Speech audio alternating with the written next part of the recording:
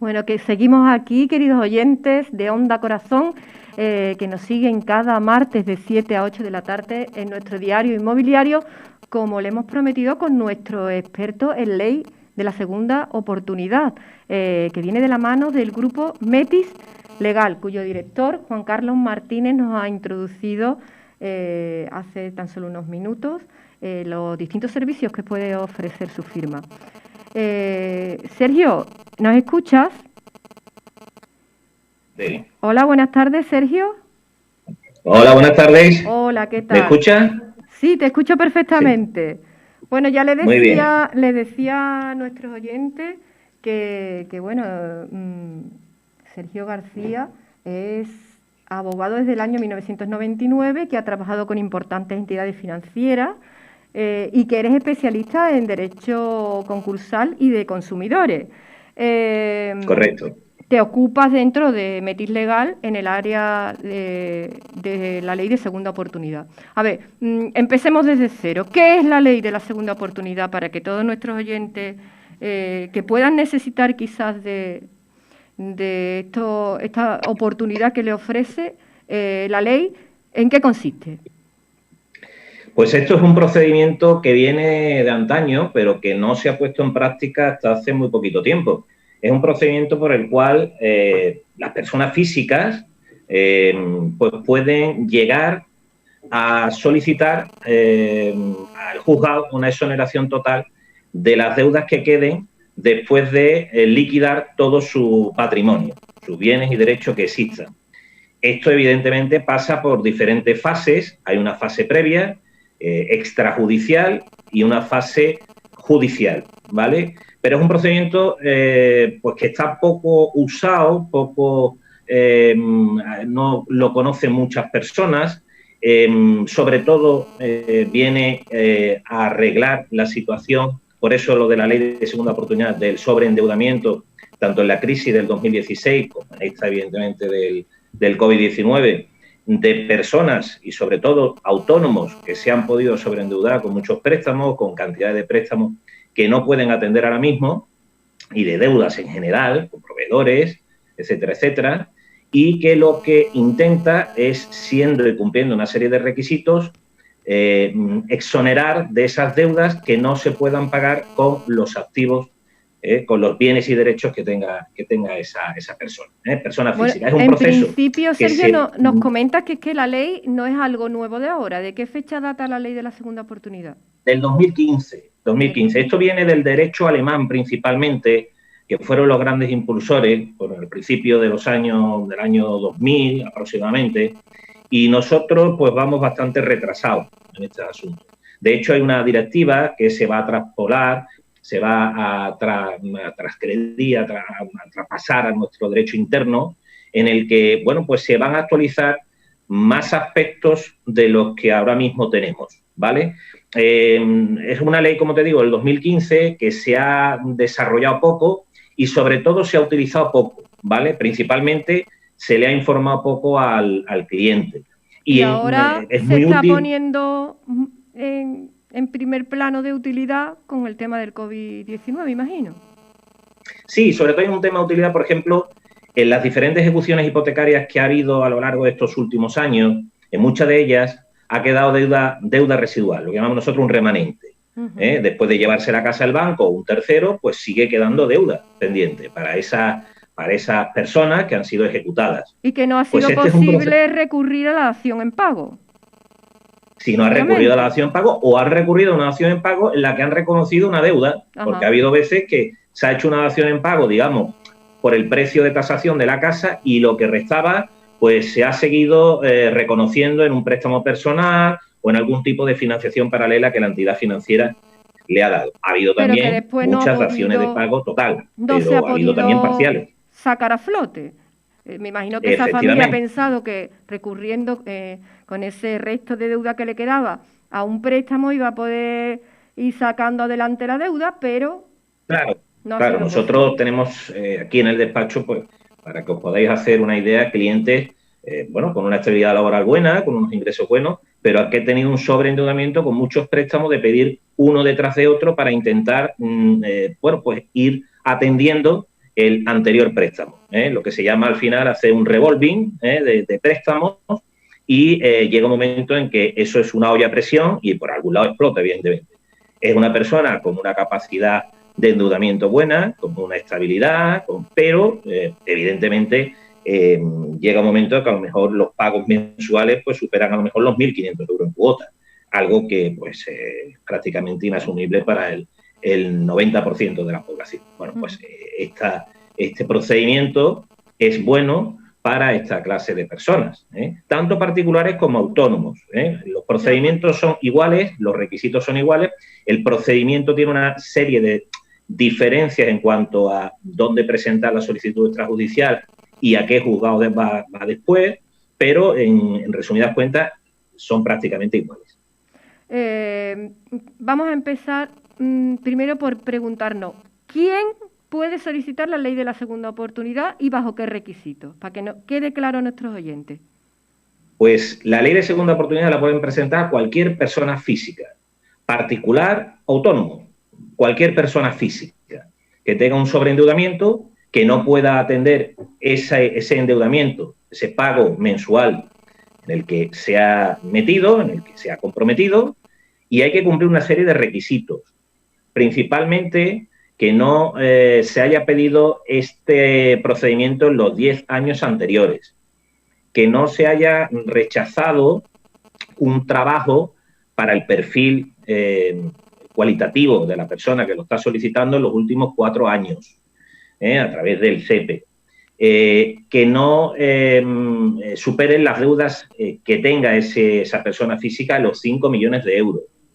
Y sobre todo que sea un deudor de buena fe, además de que no haya sido condenado por delitos, por falsedad documental, ¿algún tipo de delito económico? ¿Sí, perdón? ¿Algún tipo de delito económico? Sí, delitos económicos, falsedad documental, delitos contra los trabajadores y contra la hacienda pública. Si hay alguna de esas condenas en sentencia firme, no se podría solicitar. No se podría solicitar. ¿Y hay alguna deuda que quedase fuera de las posibilidades de solución que ofrece la ley? Por ejemplo, deudas con la Seguridad Social. Vale, las deudas con derecho público son unas deudas que entrarían en el plan extrajudicial que planteamos y el plan judicial si no se llega al acuerdo, que son las dos fases, una fase extrajudicial que proponemos un acuerdo a los acreedores, si no se llega a ese acuerdo, pues se va al juzgado. Esa deuda de derecho público son Hacienda, Seguridad Social, OPAEF, Ayuntamientos, etcétera, etcétera, a través del Tribunal Supremo, en una sentencia de hace ya unos años, quedó recogido la posibilidad de solicitar un aplazamiento, ¿vale? Pero son las deudas que se llaman de privilegio general. Esas deudas de privilegio general son imprescindibles que queden liquidadas en un plazo máximo de 5 años, desde que se apruebe bien por la vía extrajudicial o bien por la vía judicial el plan de liquidación. Es decir, que podemos modular, por no entrar un poco en detalles farragosos para los oyentes, algunas de esas deudas, minorarlas y solicitar, haciendo una serie de gestiones, porque son bastante propensos las administraciones públicas a denegarnos esos aplazamientos en un principio, hay que forzarlo la mayoría de las ocasiones por vía judicial, a hacer un aplazamiento a un plazo máximo de 5 años. Es decir, que esas deudas las tenemos que asumir con esa minoración que planteamos, una minoración en relación a los impuestos que se estén debiendo y a un plazo máximo de 5 años. Pasar esos 5 años tiene que haber sido eliminado. ¿Sí? Sí, tiene que haber sido eliminado, afrontado esos pagos para poder solicitar el BEPI, que es al final lo que vamos buscando en este procedimiento. El BEPI no es más que el beneficio de exoneración del pasivo insatisfecho, lo que se llama el BEPI. Entonces, en resumidas cuentas, con la pregunta que me hacía, pues los derechos, las deudas de derecho público quedarían minoradas y aplazadas, pero no entrarían en esa exoneración posterior. Ahí entrarían las deudas de carácter privado. Porque en esta minoración de que tú hablas ¿en qué consiste? Porque sabemos todos que, bueno, que la hacienda pública, todo lo que es territorio público no perdona. Viene el apremio, vienen los recargos, y las quitas Mira, son inexistentes. porque os hagáis una idea, hay ciertos impuestos que por no ser retenedores, por ejemplo, lo que son retenciones, bien de alquileres o bien de trabajadores, no cabría ningún tipo de modulación, ¿vale? En ese sentido, a lo que es el principal reclamado, pero sí, por ejemplo, en el IVA. En el IVA hay una parte en la que, digamos, el 50% privilegio general, que es el privilegio, lo que hay que pagar para entendernos, ¿vale? Y otra parte que nos iríamos a lo que es deuda ordinaria. Y esa deuda sí que se podría condonar. Es decir, hay ciertos impuestos en los que se puede minorar, reducir lo que se deba, al igual que los intereses y las sanciones, que también irían a un campo de la ley concursal en los que sí se podría solicitar esa exoneración. Pero hay otros impuestos en los que sí que habría que afrontar el 100% del capital. Eso nos llevaría a que si yo debo, por ejemplo, 100.000 euros, a lo mejor, por un ejemplo, dependiendo de los impuestos que yo deba, queda minorado como privilegio general la cantidad 60.000. Pues sobre los 60.000 euros es sobre lo que yo tengo que solicitar al juzgado ese aplazamiento a 5 años. Es decir, minoramos y aplazamos, lo que se llama una quita y una espera, pero no conseguimos que los 100.000 euros, como pasaría a lo mejor con un préstamo personal, si cumplimos los requisitos, se pudiera exonerar totalmente. O sea que digamos que hay podríamos distinguir dos tipos de deuda, la pública y la privada. En la privada tenemos muchas más expectativas de que quedar totalmente libre de la deuda y sin embargo en las deudas de naturaleza pública eso es más complicado. En general... Claro, sobre todo también... Sí, dime.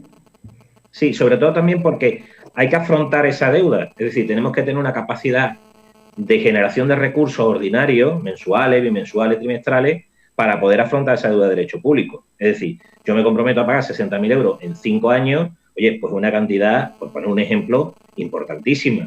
Si tengo que tener una generación de recursos.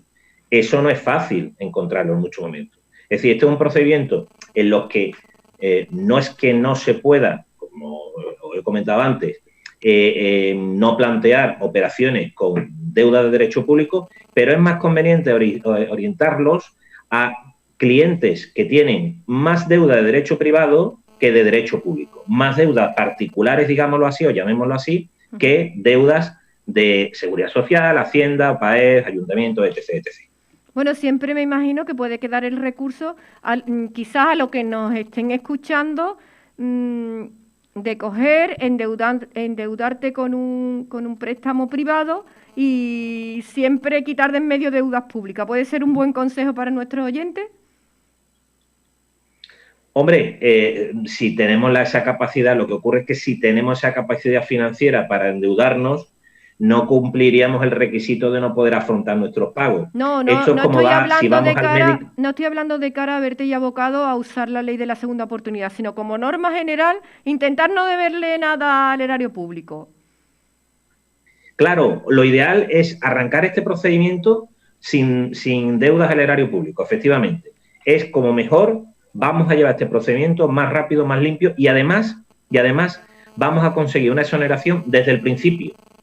Porque hay dos clases de exoneraciones. Claro, hay una exoneración que hasta que yo no he terminado en ese aplazamiento de pagarlo, a mí el juzgado no me va a dar la exoneración total. Si yo arranco sin prácticamente deudas de derecho público y yo las liquido, ¿vale? O arranco prácticamente o a cero, pues mucho mejor porque la exoneración va a poder ser desde el principio. Vas a tener muchas más posibilidades de llegar al éxito, de dejar limpia la economía. Claro. Efectivamente. Como bien has dicho tú, el erario público no perdona nunca. Aquí tienen que condonar, exonerar y asumir el rol de perdedores, todo lo que son, bueno, pues en este caso, todos los acreedores privados, pero el erario público no perdona. Siempre algo pilla. Sergio, se nos echa un poco el tiempo encima. Me quedo con ganas de preguntarte muchas cosas. Uno de ellas, los beneficios que se obtienen recurriendo a esta ley. Pero concluimos aquí, te emplazo para para otra intervención en nuestro programa, los próximos. Pero sí que me gustaría, por lo que yo he deducido, sí que parece que hay que estudiar caso por caso, que cada caso es un mundo y que lo suyo es estudiarlo personalizadamente. Y claro, te invito, por supuesto, a que nos diga dónde pueden recurrir nuestros oyentes para encontrar los servicios de Metis Legal. Pues en nuestra página web hay una aplicación especial y exclusiva para la ley de segunda oportunidad. Y ahí hay un cuestionario donde ya, bueno, se filtra una serie de datos precisamente de los aspectos que hemos estado comentando para poder tener una primera orientación, y nosotros nos ponemos en contacto con el cliente a fin de recabar en una primera toma de contacto pues estos datos principalmente de los que hemos estado hablando y orientarle sobre la mejor oportunidad para él, porque a lo mejor la ley de segunda oportunidad pues no es el camino a seguir, a lo mejor es una negociación con la entidad o es una solicitud de una dación en pago.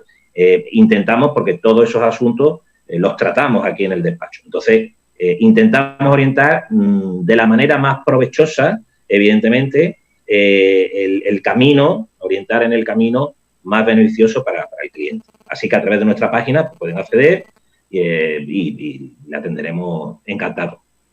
Estupendo, muchísimas gracias por estar con nosotros y bueno, ya tienen ahí nuestros oyentes el recurso y por supuesto seguirnos aquí en Diario Inmobiliario, donde te invito a volver con nosotros, porque me quedan muchísimas cosas en el tintero, como es ese procedimiento judicial, qué juzgados son los competentes, qué duración tiene, etcétera, etcétera. Muchas cosas que seguro serán del interés de nuestros oyentes.